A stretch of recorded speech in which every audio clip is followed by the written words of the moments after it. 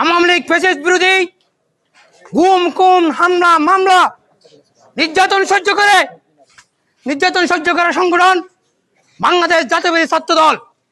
বাংলাদেশ জাতীয়তাবাদী ছাত্র দল সব সময় দেশ বিরোধী কর্মকাণ্ডকে বিরুদ্ধে প্রতিবাদ করে এসেছে এবং প্রতিবাদ করবে।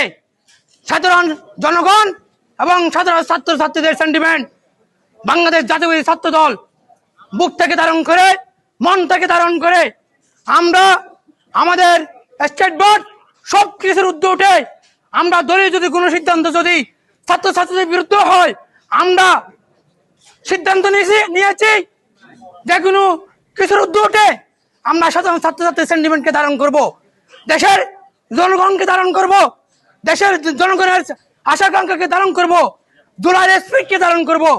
তারই অংশ হিসেবে আজকে চট্টগ্রাম বিশ্ববিদ্যালয়ের দীর্ঘ সময় পর সিনেট মিটিং যে আহ্বান করা হয়েছে, এই সিনেট মিটিং আহ্বানে স্বৈরাচার হাসিনার দোসর আওয়ামী লীগ শিক্ষকদের 8 জন শিক্ষকদের যে তাদেরকে ডাকা হয়েছে, তাদের যে উপস্থিতি সেটা আমরা প্রতিবাদ জানিয়েছি। সেই প্রতিবাদের স্বরূপ আমরা বিশ্ববিদ্যালয় প্রশাসনের সামনে অবস্থান কর্মসূচি ঘোষণা করেছি এবং মাননীয় ভিসি মহোদয়ের সাথে প্রভৃতি মহোদয়ের সাথে আমরা সাক্ষাৎ করেছি। তারা আমাদেরকে আশ্বস্ত করেছেন আওয়ামী লীগপন্থী কোনো সিনেট সদস্য এই মিটিংয়ে উপস্থিত থাকতে পারবে না।